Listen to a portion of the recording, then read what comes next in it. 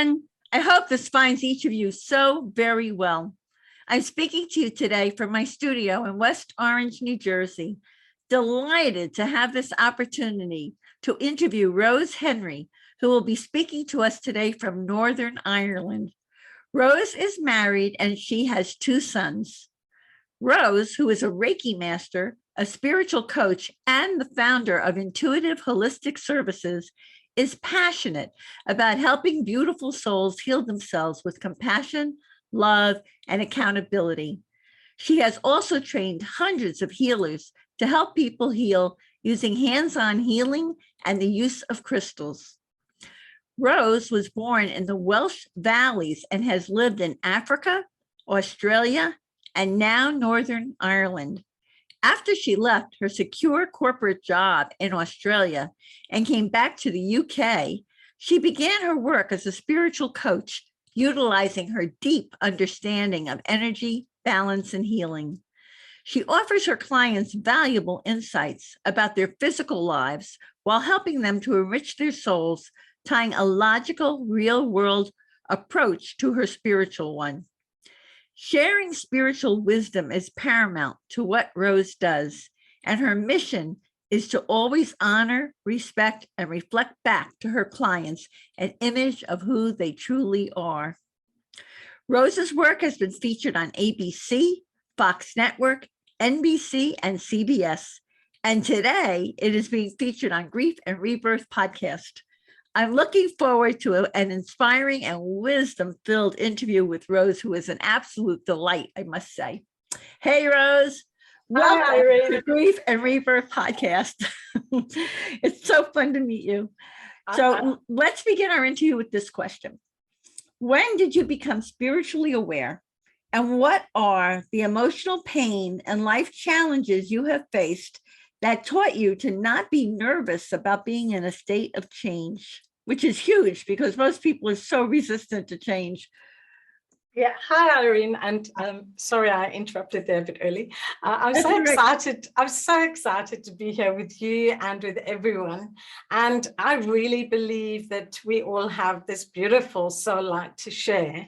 And my actual sort of beginnings until I was 11, I connected with spirit. I thought everybody could see spirit. I didn't realize that, you know, not everybody could tune in. I see our soul is a radio channel and we tune into it.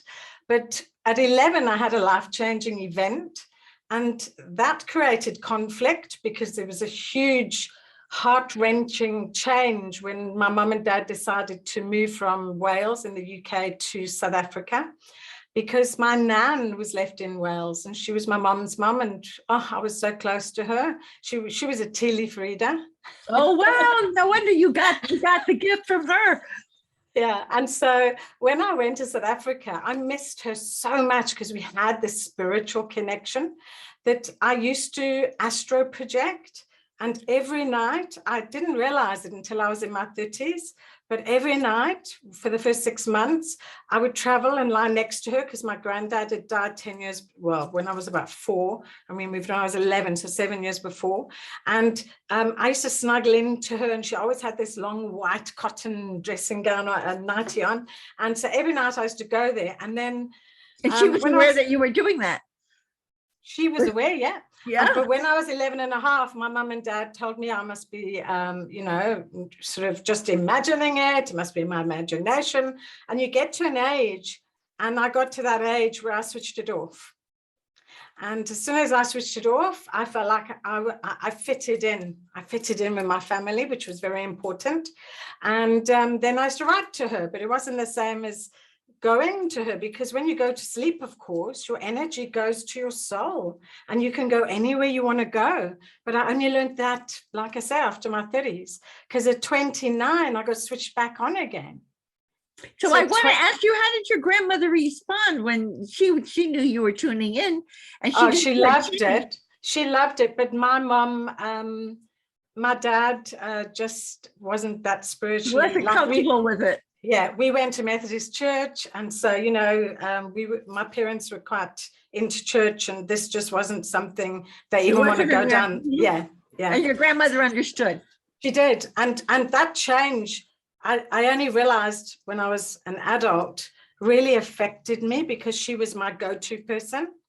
And suddenly I was, well, there's 4 children in the family, so I was never alone, but I was alone because she wasn't there spiritually. So when I was 29, in any way, I always had the interest in energy and healing. And I was always a healer. Like, I went to work and I was working with networks. Can you believe this? I ended up working for a big company in South Africa. I was the network manager. I was setting up, moving from DOS to Windows, teaching thousands of people, networking them the same way that a soul networks with its physical lifetimes. Cool. I loved it. And so, yeah, so when I was 29, my roof disappeared when I was sleeping at 2 a.m. in the morning. My husband was right next to me and he was fast asleep, and I thought I must be imagining it. I hid under the blankets, and then I looked again, and this beautiful white light switched me back on and said, "Fear not, for God is with you." And I didn't realize at the time, but when I went for a lot of work with my guru, I had a guru over there. Once that was switched on, I went to somebody that taught me. And when I went to him, I said, "Why do I get the words, fear not, for God is with you?" And he said, "Don't you know in the Bible, when an angel appears, people are scared and they hide. And so God's angels say, fear not." And so the minute he said his name is Archangel Gabriel, he was just a pure white light with a golden halo. Absolutely beautiful. And from that day on, it was my life's mission, apart from my work, because you still believe in your head, you've got to do the work. And make a living and all that good stuff. So I used to work in the day, and then in the evenings, I used to teach meditation, and I used to do readings. I used to do my passion, but it was my hobby more than my belief in myself. Wow. Right. Was your husband 100% behind you with all this, or did he kind of tolerate it? It's your thing. He always had what he called a voodoo room in my house. So, my crystal room, it's got crystals and it's got like feathers, and I always have your feathers. Place. Right. It's your woo-woo place. Yes. So he always respected, because he's not very spiritual himself, which some people, when they switch their light on, their partner gets a bit nervous because they're not understanding it. So I was very good, because he realized that there needs to be respect. So I respect what he does and he respects what I believe in. And there's no argument. It's just my belief. And that's beautiful. That's really wonderful. No judgment. You work together. In searching for your own balance across the world, which is amazing how many places in the world you've lived, Rose. That's like, wow. Oh, I wanted to ask you one thing. What taught you not to be nervous about being in a state of change? Oh, okay. So why I wasn't nervous was because it all leads back to the 2 gifts you're born with. So I have to bring that in because it matches. Right, please do. I've always been a believer in breath leads you to your free will. So when we shut down the breath, we give power to panic or to anxiety. But when we really release the breath, which I could do from a young child, even though I was going through change, I never was scared of coming out the other end, because whatever was going to happen, I was in control, because I never panicked it. I just went where I needed to go with my breath. So I had the free will to choose in that moment if I wanted to push forward. If I wanted to get stuck, stay stuck for a while, if that's what you need to do. There's no pressure. But at the end of the day, isn't it wonderful? You have your breath and your free will. And when you push yourself into this world after 9 months of learning, if you want to even be here, and you emerge through pain of birth, you've come here to learn pain and happiness. As you are born, all your past lifetimes are wiped. And what do you end up? A beautiful baby filled with breath and free will. And they're the 2 gifts you're born with. Oh, wow. That's a fascinating way to see that. I'm never going to see a newborn baby the same way again. Oh, amazing. Really. In searching for your own balance across the world, you allowed yourself to find your own sense of ease. What was that process like, and what inspired you to leave the corporate world to become a healer and founder of Intuitive Holistic Services? So that was a big deal. You were in the corporate world for a long time. That's a huge shift.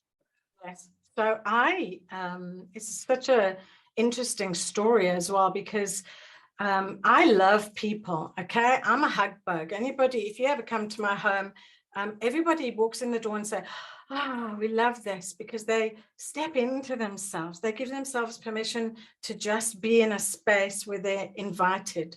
So I love people. So I worked in corporate. I was managing director of a company in South Africa that asked me if I wanted to work in Sydney in Australia to build a company there too.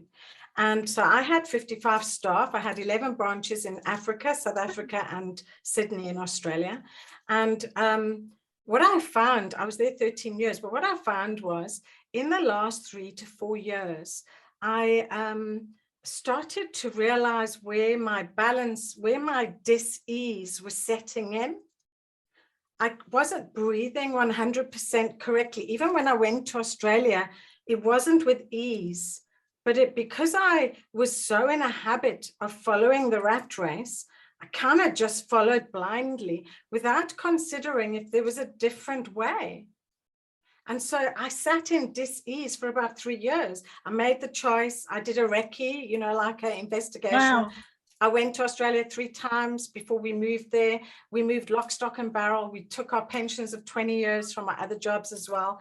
We moved to Australia. And after 2 years, I think I just had a meltdown.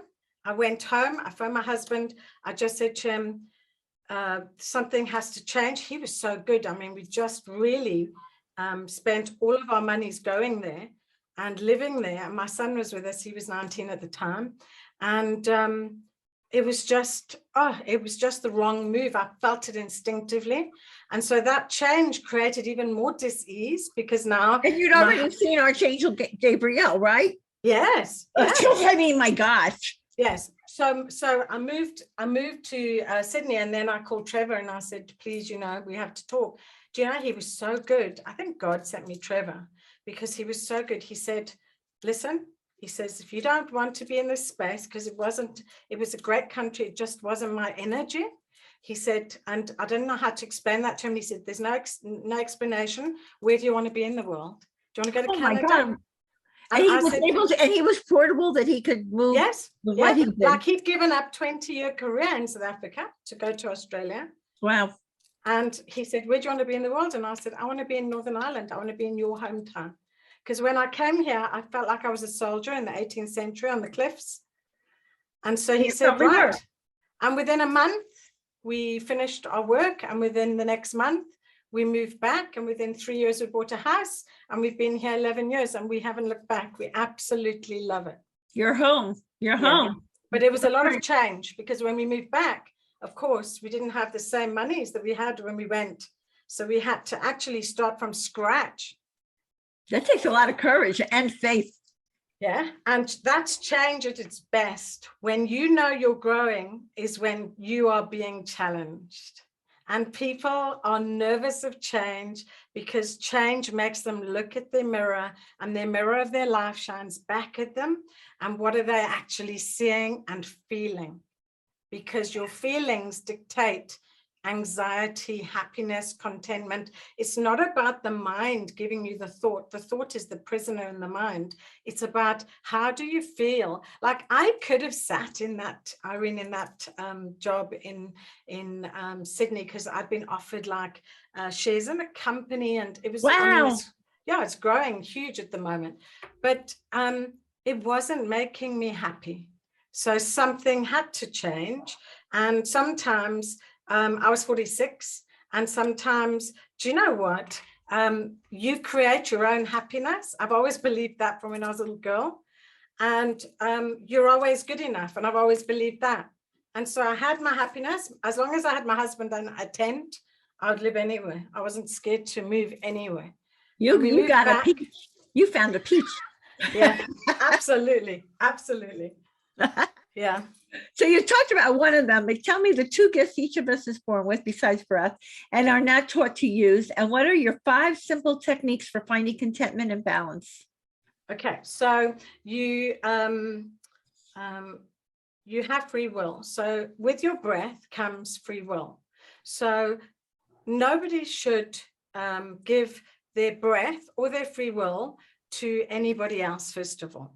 So a lot of us do, because we're trying to please mom, trying to please our partner, trying to please our dog.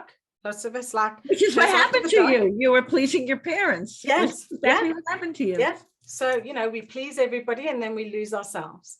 So what if your soul, which is, you are born in your soul's image. The next time anybody looks in the mirror, what you see looking back at you is the warmth of your heart and your soul. Like when you look at your child, and if you haven't got a child, you look at your pet, your cat, your dog, and you have those eyes of adoration and love. When you look in that mirror, your soul is seeing you and thinking, wow, this is my creation. Wow. And it's amazing. So free will is having the capacity, when you're playing the same story in your mind, to press the stop button. Stop right there.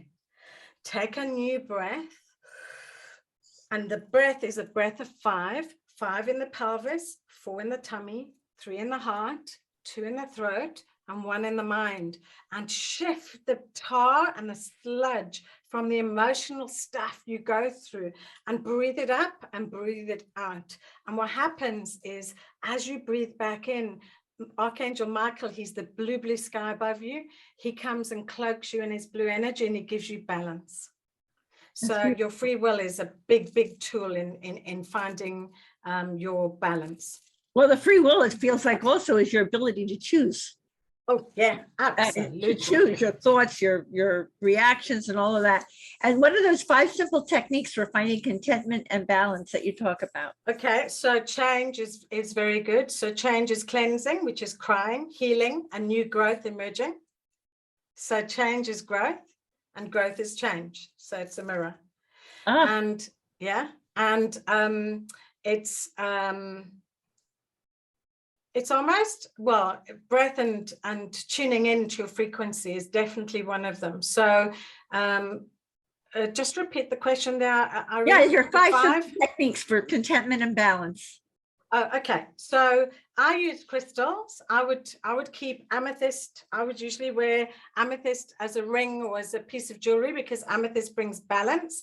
Amethyst is from Archangel Gabriel, and she works with, I see her as a female, even though a male came to me when I was 29, and she works with clearing the mind and putting clarity and removing mind blocks, so those doors aren't locked anymore. So when you open your mind and you open those doors that have been locked, you suddenly have a spring clean in your mind and you open new doors for new adventures. Okay, so crystals, meditation, of course. Meditation doesn't have to be lying down like a zombie. I'm very logical. So I have sort of time constraints. So I would meditate as I'm driving. I would sit at each traffic light and I would think about the last 2 hours and what created anxiety, sadness, upset, what changes am I going through? Small changes can mean big things.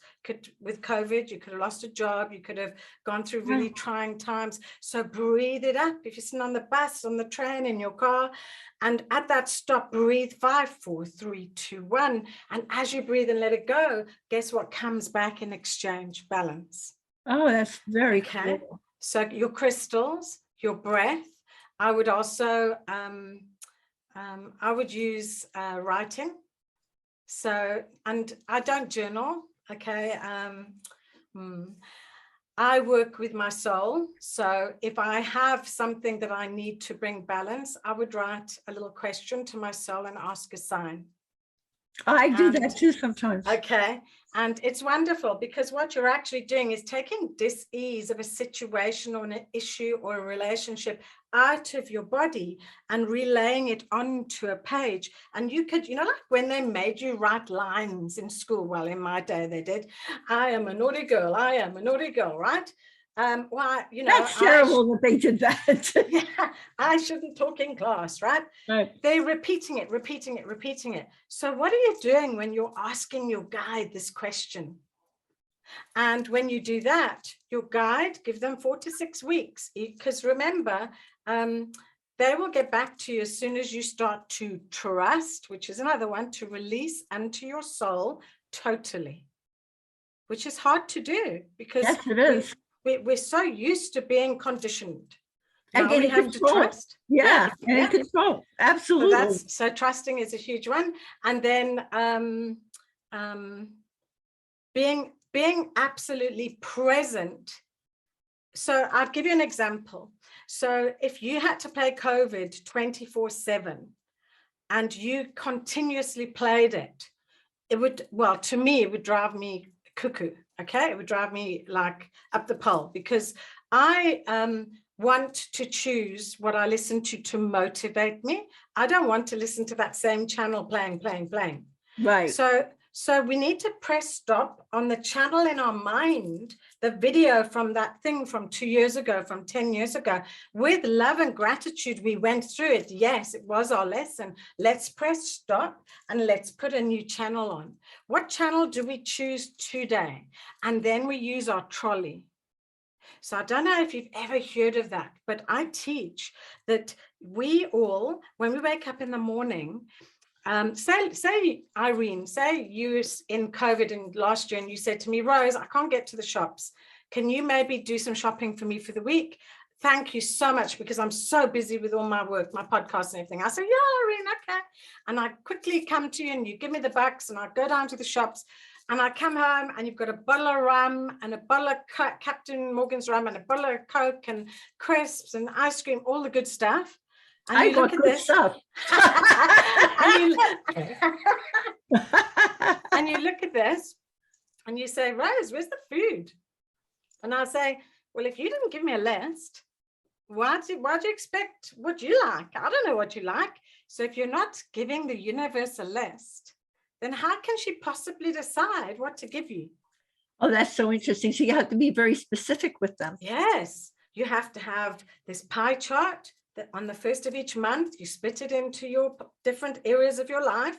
And then you have to say, what did I actually focus on? Because we tend to focus on what we're good at. Like for 20 years, I was good in my career, corporate.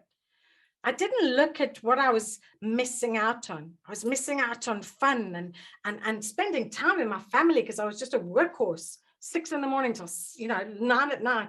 And I never thought anything of it, because I thought I was giving them the best private schools and they were getting their car on the 18th and it was all materialistic. And only when you look back, you think, oh my word, what did I do? So now I teach everybody in the morning, and I know it sounds weird, either put an empty wine bottle, because a lot of us have an empty wine bottle next to the bed, or a brick with a Brillo pad on the top, so that as you turn to get into the habit of doing it, you turn and you see this thing looking at you in the face, which isn't normally there. And then you lie back down for 5 minutes of breath and free will. What do you want today? What are you writing on your shopping list? And are you first in the trolley? Because if you're not first in the trolley, you'll end up last like you normally do. And you'll always think, I'm running after everybody. What about me? Right. So what is all of this? How is this connected to the cloak of our spiritual superpower and turning on our sixth sense? Okay. So many times, and I'll ask everybody just to think about this, when there's sad times. So I know, Irene, you've been through sad times, and I've also experienced quite sad times myself. And when you go through these sad times, we can end up, let's use gray, for example, we can end up having this gray cloak of energy around us because we are sitting in a feeling of sadness. Now, a lot of us don't protect our own energy with the energy of the angels. The angels are light. So the blue sky is Michael. He laughs because we've given him a name. We've given him wings. He's like this big warrior and he's wearing these wings, but he's all right with that. He says, however you want to see me is fine. I'm just a blue, blue, blue light. So imagine taking the gray cloak off, allowing yourself the emotional being of, I'm still sad, I'm very sad, but let me cloak myself in the blue, beautiful energy of Archangel Michael and feel his protection and feel his strength. So we need to be aware when we are walking out of the house, what are we wearing? Pink for happiness, purple for balance, blue for communication. What color would you wear? Because if you're not paying attention to what you're cloaking your energy in, if you're not asking Michael to protect your energy, you'll come home with those 20 people from work carrying them. You'll Absolutely. come home. Yeah, you'll come home with the 3 kids that have been screaming in the back of the car. Why are they screaming in the back of the car? Well, let me tell you something. Because you've got into the car irritated and dumped all that awful energy into the whole area. When your children get in, instead of receiving balance and breath, Love and breath, right? yes, they're receiving irritation, frustration, right. And chaos. So yeah, so when you a lot of people would come for healing, and I would take them to my front door and I would say, before you leave today, we spoke about this beautiful healing cloak. Choose a color in your mind, drop the cloak that you were wearing when you walked in of a relationship breaking up, losing a loved one, losing a pet, just as traumatic. I mean, and drop that cloak with compassion for self and kindness. You're allowed to have the feeling, because feelings equals healing. But don't carry that until you're ready to feel it again, maybe in a quiet moment when you're sitting and you're writing and you're getting stuff out. And then be aware of, when are you playing that? Because you could be playing it 23 out of 24 hours. And so slowly, with Michael's help, you can start to play pink, a little bit of contentment and happiness, even though you're allowed to still feel. That's cool. Yeah. I've actually experienced that, where I've gone into difficult situations and mindseted that I'm protecting myself with a golden light and Brilliant. and a rainbow. And yeah. it works. It works. Absolutely. It's a vibration. It really And did. you know, the rainbow stands for all the angels. So the blue is the power and strength communication of Michael. The white is the clouds above us. It's Archangel Gabriel. She's I haven't got it on today, but she's quartz crystal and amethyst. So she clears ear, nose, and throat. And then the green is Raphael, where you stand with your feet in the grass. And then the red is passion of Uriel. And then Chamuel is the yellow. He's the letting go of knots in the stomach, letting go of dis-ease, IBS. That's so fabulous. Yeah. So when people come to you, you help them to let go of these things. Yes, absolutely. You're like a guide. You're like an energy guide. I know spirit. I know about crystals, and I know you work a lot with them. But there are people who are listening in who see crystals, but they don't really have a clue as to what they are, or what they do, or whatever. So could you give us the beginner's guide to crystals, and the crystals that you prefer for healing spiritual soulish, is how you use them?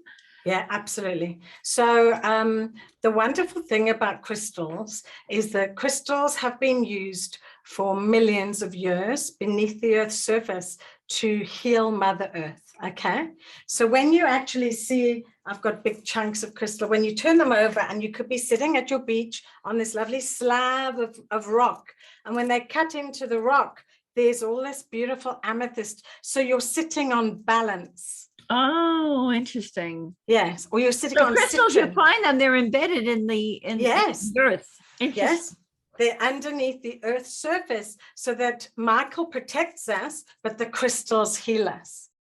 Okay, so what happens is that massive chunk of earth, of crystal, is here because we have hundreds of, millions or billions of people walking the earth, and a lot of them are sad, and there's a lot of sadness going into Mother Earth. And so the crystals replenish it with motivation, inspiration. So one tiny piece of crystal that you wear on your finger or you wear around your neck can provide for your body what a massive chunk provides for Mother Earth, because you're just one cell in the universal body. Oh, how interesting. It's amazing. So when I do the healing, I do healing online as well, I would have a physical representation of a body. If I'm online, so I'll just expand as if I'm doing online. If somebody's here, I would lay the crystals on their forehead, on their throat, along the midriff, on the knees, and at the feet. Why? Because you know, when you're born and you're born from that painful place, if you have a vulnerable first 0 to 7 years, you can use crystals to heal the pain, because you will carry vulnerability then from 7 to 14 years to the pelvis, where self-confidence and self-esteem live. And then from 21 to 35, you carry all the breakups and going through, you know, change of jobs and university, and maybe you didn't go to university, and maybe you feel a failure, and then maybe you succeed. So you carry all of this emotional, I call it sludge, in your tummy. And so crystals, you put a bit of citron in your pocket, and crystals start to release the knots that hold you prisoner in your tummy. They're like a cheat sheet. You don't have to do as much as of your work. They're right there to help you do that. And while you're doing all this work with the crystals and all, don't you also help people identify their soul's purpose? Yes. How does that work? So I mean, so many people don't know who they are. They don't know why they're here. In my case, I had to be bounced around in a car to understand. And you also had, you know, you got an appearance from the heavenly realms, but not everybody's doing that. So they go to someone like you. What's this lifetime of mine about? How do you help them to identify why they're really here? Okay, so first of all, I want to say that I believe that every single person is their own frequency. So anybody that would come to me, I cannot take any credit or anything for them healing themselves, even though they say, oh, send me all these lovely messages. At the end of the day, I'll send it back and reflect it back to them, because what they've done is they've taken the cloak off, or they've put a new cloak on, or they've stepped into a different frequency. So we are born, but we have something called past lives. This is my belief. It's not everybody's belief, which I explain to everybody that comes to me, is that if you're in a room, and imagine a library, that's the best way to think of it. All the books. Right. So imagine now above your head, a crown. So you know the crown, you know the gold crown, it's circular. So you know a wedding ring is circular, gold wedding ring. It's a circle of love. It represents a circle of love. So when you wear the circle of love is a library above your head that actually holds the wisdom of your past lifetimes. And you carry the energy from those past lifetimes. I agree. I know this because I've done this. You carry the energy from your past lifetimes into this lifetime. So sometimes you've got maladies or things going on that it's really not just a physical thing in this lifetime. It's coming from carried on trauma. Yeah. And so there'll never be another Rose, or there'll never be another Irene, because we are given one lifetime to taste the adventure of every breath, every breath. Don't waste any, because when you go back and the light bulb has to be changed, because we're just a light bulb for the soul, then we think, oh, I should have tried that. Okay. So all of those books you can call in when you're going through terrible pain and stress and upset. You can imagine this lovely, warm, golden chakra above your head. It's a golden crown. And you can imagine this library filled with wisdom. It's not knowledge. Knowledge is learned here. It's wisdom of your soul. You're born with it. But if you don't invoke it, you can't tune in to getting that advice. So you need to trust that I don't think, like a lot of, I did it, believe me, I'm very logical, Irene. So I went through many years of testing it, experimenting with it, laughing. I did meditation for 6 months and I laughed my head off. And then I heard laughter is the best medicine. So maybe I needed to, but anyway, so then say somebody's going through a really stressful change. Maybe they've lost a beautiful person in their life. Maybe they've lost a job or lost a business or a house or a child. I mean, I read for many people that their children. I know. I know that's. Yeah. So what happens is you can close your eyes, sitting in a nice quiet space, and light a candle to call in Michael to protect the space always. And as you sit there, you can put your feet in the grass. Imagine standing on a beautiful meadow with the blue sky. Michael's looking down on you. The sun is on your face. It feels very warm. and you lay a blanket out and you sit there, and in the distance under another tree is your guide. So your guide is this librarian of your beautiful Akashic record, your library, which sits in your crown. And you said, you just call across very gently and say, I'm really struggling. For the past 3 weeks, this happened. I'm really struggling.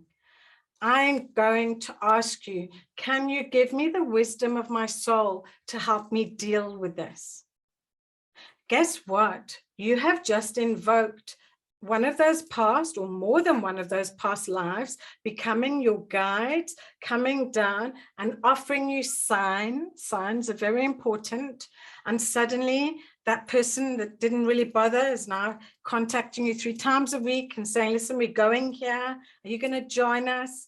And you're getting annoyed, but then you're thinking, maybe I should get out. It's little signs that you're learning the language of your soul. Your soul speaks a language that you need to learn. You learned English because your parents taught you, or you'd be sitting here with no communication. So you need to learn, how does your soul speak with you? So how does the soul, while you're learning this, tell a person who feels lost, what is like you were really not here as much left brain as you've got. You were really here to work with your right brain and your and all that. So how does a person who just doesn't know what, I mean, I had to go, what happened to me was the car accident. So I got a spiritual awakening in the moment. For people who don't get that, how do they find out that they're on the wrong path, or here's a path they can choose to go on, which is really what their soul intended for them? Yes, so you will always be, so every single experience that you have in your lifetime, you've chosen, first of all. So before we are born, let me explain it before you're born. So before we are born, we look at our library and our soul decides that maybe we need to learn more patience. Maybe we've always been the more masculine energy because we've been male and female. So we might have been more logical. So we're coming in to be the female energy. Maybe we've never had children, so we're going to come and try and have children. But they're the gifts that we've chosen, which I can kind of give you an update, which is quite nice because it resonates, or it doesn't, but 99.9% it resonates. Because I'm, like I say, when I read your energy, I read what your soul is showing you. But when you are born, because you are given free will, it doesn't necessarily mean that you will choose that path. So you could come back 10,000 lifetimes to learn one lesson. Wow. Which is quite, when you think about that, but soul laughs at us because one lifetime to them is a drop in a big ocean, one drop. But that's why we have something like Grief and Rebirth podcast, because we're encouraging people to do their healing work. So they don't have to come back 10,000 times to learn that lesson. Yes, yeah. They can clear it and heal it and go forward. When you heal it, then it's karmically attuned. So everybody will go through hard times and easy times. Somebody, you might be in a group of friends and then the one person has the most wonderful life and you think, oh my goodness, what are they doing that I'm not? Nothing. But maybe they had your life in the last lifetime and they've decided this lifetime I'm taking a break. I can relate to that. Rose, give us an example of one of your many clients who you've helped to heal by teaching her to heal herself the way you do. Okay, so it's not like a real good, I'm sure you have a million stories. Yeah, so what, spiritual loss, or? Well, like you teach people to heal themselves with compassion, love, and accountability. So you have someone who came to you who was really kind of screwed up and worked with you and it turned the direction of his or her life around. Yeah. Okay. So I want to say that I have a lot of male clients. I would say the male clients come here full of stress, because feminine, we are more open to investigating things. We're quite nosy, but male tend to be very closed in. They don't like anybody to know their business. So I work with quite a few counselors that would send people to me that say, we think that you could, and I promise you, Irene, I've got a little house in Carrickfergus, and I've got a healing room, and people find me, and I just think God sends them to me. That's it. Of course. And so I had one gentleman in particular that came to me, and he calls me his faith healer, but I don't know about that. But anyway, and he walked in, and he had a lot of problems, I think, with his youth. He was maybe in his early 40s, and those problems had led to really hectic psoriasis all over his body. Oh my. Yes. And so I explained to him, he came for a few sessions, and I explained to him about the healing properties of crystals, and how if he worked with different crystals, he could heal himself. Well, after the first healing session, he kind of said he felt like he was taken to a different, his soul rose out of his body. I was healing the physical, the ailment, but he was healing his soul. Mhm. And he was going back to his dermatologist, I think the week after he was here, and I got this long message from him, and he said he's been on medication, I think, for 20 years, and the dermatologist took him off 70% of his medication. Oh my. How fabulous. He said all his skin had totally nearly cleared itself. He's never, ever in his life had that, because, you know, when he left, I had to, you know, wash everything, and it didn't bother me, because if he's receiving healing, it's not coming from me, it's coming from his own energy. And he started to use his crystals, and then I didn't hear from him, which was great, because then I thought, okay, he's healing himself, this is all good. He looked at himself differently. I think that's what it's all about. You see yourself in a different, newer version. It's like upgrading your phone. You know, would you still be walking around with one of those big block phones, or would you have your latest model? So Right, he kind right. of got his latest version of himself. Right. And 2 years later, I got another call from him, and he said, I don't know if you remember me. I said, yeah, I remember you. And he said, well, I had such a shock. My brother passed away suddenly. And he said, and I'm not coping. And he'd had alcohol and a lot of issues when he was younger. And he said, I'm just not coping, and my psoriasis has come back 90%. And he said, it was going so well, and I've kind of I've gone back to the old me. And I said, that's fine. You know, we'll all stumble and fall back into feeling upset. You've just had a major loss. It takes 2 years to grieve. Easily. Yes. So I said, so come back. And he came back, and he sat, and I showed him, I used a specific sheet, and I showed him what he could work with his ages, and what he could put around I put things on the doorways and crystals on the doorways. And he came back to me about 2 weeks later. He hasn't been back to me since. And he said he's feeling in a great sense of place. He's got a good place in his mind. He's been back again to the dermatologist, because his skin was flaring up and everything. And it's gone down maybe about 50%. It hadn't gone down because he was still very stressed, and that he would come back to me when he needed me again. Right. Healing is about, Irene, I want to say, there are many people out there that will say that you need to come back every week. I'm sorry, you go back when you have a need. And no healer should tell you otherwise. People say, oh, should I come back every week for this? No, if you feel good and you understand the lesson of using that crystal, then walk with it and come back when you feel your balance is a bit off again. But you can do it yourselves, which is what the Reiki 1 teaches you, self-healing. It's amazing. Yeah. Well, it also shows that you're very, you're not working this just for your own gain. Oh, no, not at all. Sometimes there are people in this world who don't walk their talk. So I'm really glad to hear that. And this is great for people to hear, truly, because then they can figure out within themselves who is the right person with integrity to go to for the healing. Respect the soul, yes. Yeah. Yeah. Now you've got ebooks, and you have a new Soul Map app. You want to tell us about that Soul Map app? I'm so excited. So first of all, I'd love to give your beautiful people, your beautiful souls, 2 ebooks. They're welcome to have them. I'll give you I'll send them to you, the downloadable versions. They can pick them up from your site, I suppose.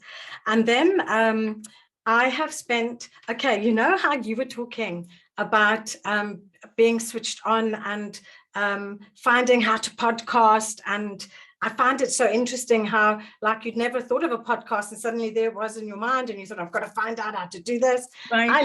I love that, because this is what happened with my app. Like, I don't know anything about apps. I'm like old, right? Right. So, well, I'm older, I promise. so my nephew in South Africa, because my one sister now lives in Australia, my other sister lives in South Africa, my brother lives in England, and my son lives in Germany. Wow. So, and my niece lives in Hawaii, so we're all over my the place. goodness. We're definitely the gypsies, I think. So my nephew in South Africa said to me, Auntie Rose, in March, I'm busy making an app. The minute he said that word, you knew. His talking went really low, and in my head, this voice was saying, you've got to create an app. It's got to be a soul map app. It's got to help people shine a light so deeply that their soul gives them their intention, their goal, and their destination in a much easier way than trying to do it all on their own. Oh my gosh, how cool. They subscribe to the app. Yes, they subscribe. So it's a monthly subscription. It's $97 a month. The app, if you sign up, you get the full challenge, which is normally like $500. I'm giving it away for free. My first 20 clients paid that, but I told them that I want everybody to be able to shine this light, because it gives you, you know what I've been talking about today. I take you through it. I'm your coach, your spiritual coach in your pocket. If you want to understand crystals, angels, guides, I take you to a guide. I do all my own meditations. I take you to the fire pit for forgiveness. I take you to your guides and I get you to chat to them. And every week I take you to 1% better. And this week we did guide energy again, because a lot of people are enjoying the guide energy. So it went live this week. I'm so excited. Oh, that is so fabulous. It went live on Apple and Google Play Store. It's been sort of in the test phase since. What's the name of it? How do you identify it? Is it called the Soul Map? Yes, Soul Map. And it's .passion.io if you want to just find it on. Say it again. Soulmap.passion, my passion.io. Right. I-O. Okay. Yes. Okay. But, you can find it if you go to the Play Store. You can just say. And we'll supply links for it and all of that for you also. Yes. So tell us about your coaching packages and spiritual workshops, especially what is your reality meets spirituality coaching? And I'm assuming you offer all of these online. Yes. I work a lot in America with a lot of clients, male and female. I work a lot with clients in Europe and South Africa and in the UK. And so I am very logical. I think because I come from corporate, I'm quite logical. And I'm spiritual. I'm more spiritual, actually. And so what I thought was, there is a lot of confusion because the Western sort of civilization hasn't caught up with the Eastern in terms of spirituality. So my coaching it's a 6-month program that takes you through 2 lessons a month, which is an hour lesson each time. The first lesson is to take you through, the first 2 sessions would be meeting yourself. Do you know? Now, this is an individual session. It's not part of the group, right? This is the single ones. So who am I? And what are my strengths and what are my values? Because a lot of us don't know that. And then the next sessions are meeting your guides. What are the angels? What are the universal laws? And then bringing it all together and having a look at your wheel of life.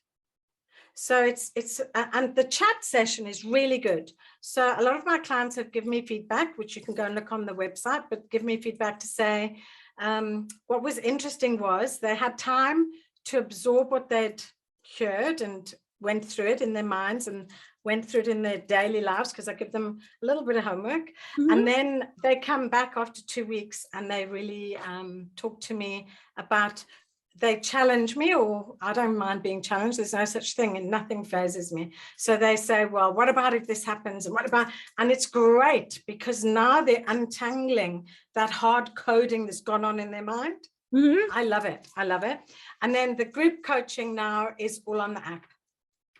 So the group coaching, that app is $97 a month. I get on live every week on a Wednesday, every single week, and it's Zoom recorded and it's put on to the private Facebook group. And I get on live because some people can't do a Wednesday, the fourth Sunday of every month. So there's 5 live sessions with me where you can ask me anything. Plus there's weekly lessons and the challenge. Cool. So yeah. Okay. That's really cool. Yeah. You say that healing starts with feeling. So tell our audience the importance of healing. Yes. In Okay. general, and that concept that healing starts with feeling. Yeah. So we have 2 points of alignment. We have our mind and we have our heart.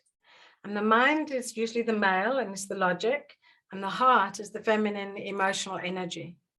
The heart has liquid, has blood, and it has to pump that blood through our body to feed us the oxygen, which we all know, to breathe, to give us our free will, to find our balance. Okay. So the heart, it holds the 4 chambers. It holds earth, wind, fire, and water. And if one of those 5, imagine having a car with 4 cylinders and one of the cylinders isn't working, and you're driving down the street and it keeps misfiring because one of the cylinders is off. And then the engine blows up.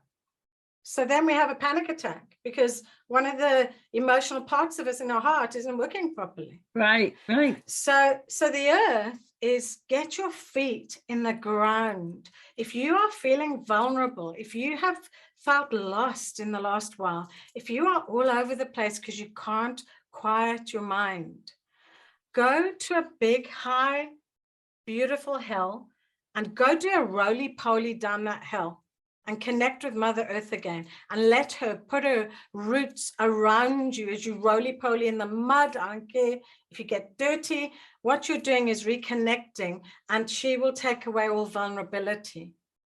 The water is to cry. Some of us are so stubborn. Well, I have men here in my room and on my coaching sessions that cry because they've never been given permission to show an emotion.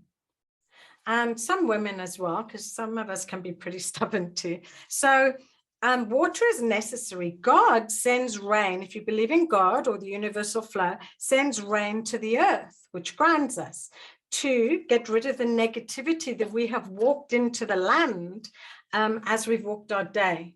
Frustration, irritation, anxiety. So the rain has to cleanse that. So the tears have to cleanse this tiny body that is part of your soul.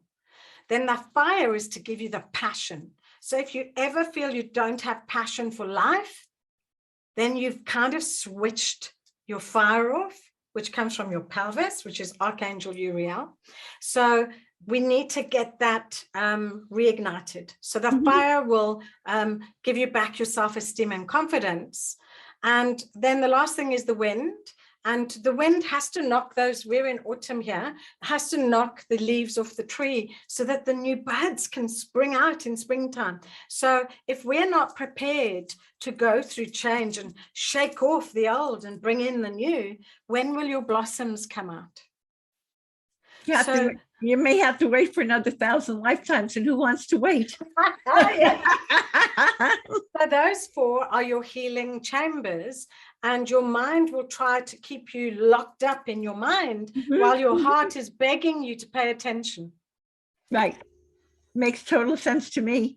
Good. Tell me all the ways that everyone, and spell it out, can get a hold of you for your coaching services, your workshops, your booking and energy healing, everything. Just tell us all the ways that they can connect with you. Okay, so your name is very easy, Rose Henry. Yes, so Rose Henry is my Instagram handle, rosehenry.ihs for Intuitive Holistic Services. But my website is www.intuitiveholisticsservices, all one word, .com. Okay. So I'm going So to say it again, intuitiveholisticsservices.com. that's it. Okay. Okay. And what is the famous Rose Henry tip for finding joy in life? You have to be in the moment, breathe it, live it, feel it, taste it. Okay. All right. And what if it's not a pleasant moment that you're breathing, feeling, tasting? Doesn't matter. Doesn't matter. Be in the moment. Own it. Feel it. Feeling equals healing. If you ignore it, guess what you're doing? Creating dis-ease. Dis-ease sits on your back and your backpack just gets heavier. And it forms lots of times forms physical illness within you. Yes, absolutely. Yeah, you've got to bring your body to ease by feeling. You're allowed, we aren't given, Irene, is so important, isn't it, that we aren't given permission, or maybe when we were younger, to feel. We weren't allowed to say how we felt. We just had to suck it up and get on with life. And sometimes some of us are very sensitive, and we feel like we have to heal the world and we have to look after everybody, and we don't. At the end of the day, your core mission in this physical is to one purpose: find your contentment, whatever that means to you. That's your purpose. Everybody's looking for purpose. Right. Purpose doesn't exist. And people have different purposes. And like a lot of times people are looking to everyone else, and it's really about what you're finding inside of you. Right. Yeah. So many people come into my room and say, are you always like this? Yes. I choose it. That's right. That's right. I agree. Me too. Rose, I can truly say from my own healing experiences that healing facilitates an incredibly rewarding and transformational journey of self-discovery. I love that you coach your clients by offering them valuable insights on approaching their physical lives while allowing them to enrich their souls. Thank you from my heart for the wonderful healing work you contribute to our world. And this inspiring and wisdom-filled interview was marvelous. And here's a reminder, everyone, that you can see the show notes and all Grief and Rebirth podcast episodes on ireneweinberg.com. And make sure to follow us and like us on social at Irene S. Weinberg on Instagram, Facebook, Twitter, and YouTube. As I like to say, to be continued, many blessings, and bye for now.